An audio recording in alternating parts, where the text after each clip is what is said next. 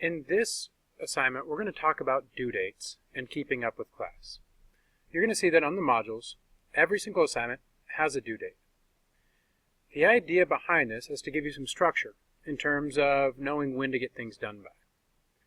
The rule of thumb in this class, though, is that you don't usually ever want to be working on an assignment on the day it's due.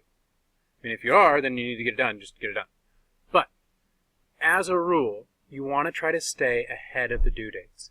So for this example, September 18th, this is the last day where it would have been a good idea to have this done by.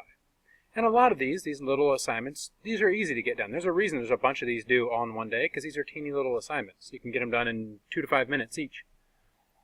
Same thing here. As you go throughout the different modules in this class, for example, this one right here, and this one's grayed out because me as student view, I haven't passed these things in order to unlock this. Once this was unlocked for me, what I would see is I have a little 1-point assignment right here. It's due on September 20th, and I want to make sure I'm getting that done ahead of time. But if I happen to be getting it done September 20th, it's not the end of the world. Right here, 3-point quiz on September 20th also. I mean, I want extra time to get that done for sure, but you could do that in a day. Here's where it gets tricky. When you start getting into these higher point assignments, these 10-point assignments and higher assignments, these ones usually require more than one day to get done. So if you waited till September 25th to start working on this, there's generally speaking no way you're going to turn it in on time.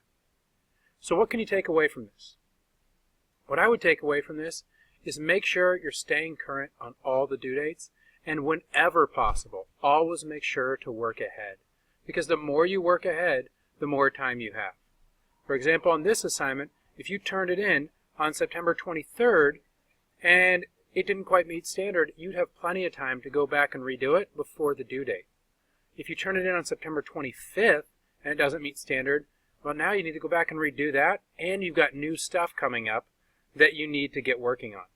So make sure at all times to stay as far ahead as possible in order to make your life as easy as possible.